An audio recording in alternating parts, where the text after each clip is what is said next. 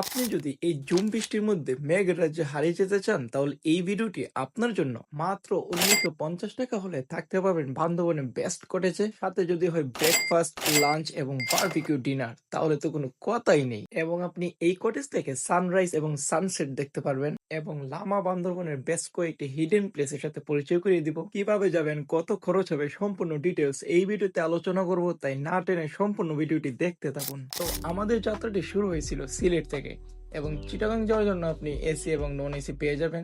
এসির ভাড়া হচ্ছে 1300 টাকা এবং নন এসি 900 টাকা। আপনি চিটাগাং নামার পর চলে আসবেন নতুন ব্রিজে, ভাড়া পড়বে 15 টাকা এবং আপনি নতুন ব্রিজ থেকে চলে আসবেন বাসে করে চকরিয়াতে, ভাড়া পড়বে 150 টাকা সামথিং। তারপর আপনারা এখান থেকে চলে যাবেন লামাতে।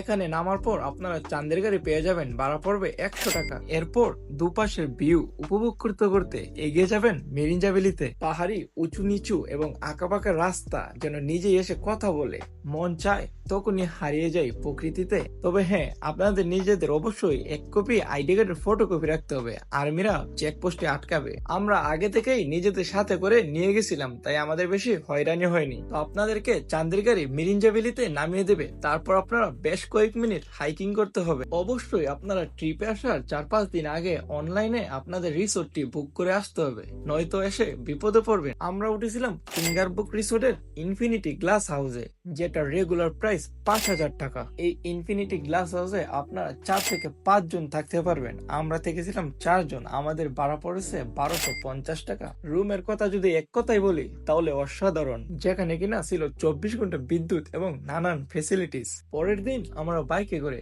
চলে গেলাম লামার একটি হিডেন প্লেসে। আমি আগেই ক্ষমা চেয়ে নিচ্ছি, এই রিভারটার নাম আমার এক্স্যাক্টলি মনে নেই।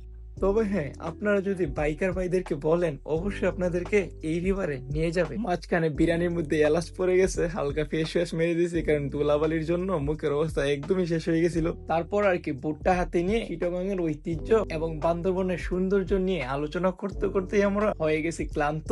হাইকিং করতে যেন আর পারতেছিলামই না, পথ যেন শেষই হচ্ছে না। আমাদের জন্য ওয়েট করছে বারবিকিউ। আপনারা চাইলে নিজের হাতে বানিয়ে নিতে পারবেন বা আপনার মন চাইলে রুমে বসে থাকতে পারবেন। বারবিকিউ অটোমেটিকলি আপনার রুমে চলে যাবে। ডিনার শেষ হওয়ার পর প্রোটিনের জন্য তরমুজ, তারপর চায়ের আড্ডায় প্রকৃতি উপভোগ। সকালে ঘুম থেকে উঠার পর এত সুন্দর একটি ভিউ দেখতে পারবো তা আমি কল্পনাও করতে পারিনি। সুবহানাল্লাহ, আল্লাহর সৃষ্টি কতটা সুন্দর, আপনি যদি বাইরে যান তাহলেই দেখতে পারবেন। সংক্ষিপ্ত এই জীবনে কিছুই নেই চাওয়া, শুধু একটা জিনিস আমি চাই বারবার, সেটা হচ্ছে ভ্রমণ। 4 দেয়াল থেকে বের হও আর উপভোগ করো বিশ্বকে। আজকের ভিডিও এখানেই শেষ, দেখা হবে নতুন কোনো ব্লগ নিয়ে। এবং এই ভিডিওটা যদি আপনাদের ভালো লেগে থাকে অবশ্যই লাইক, কমেন্ট এবং শেয়ার করে দিবেন এবং হ্যাঁ, সাথে ফলো করে দিবেন। ধন্যবাদ, টাটা।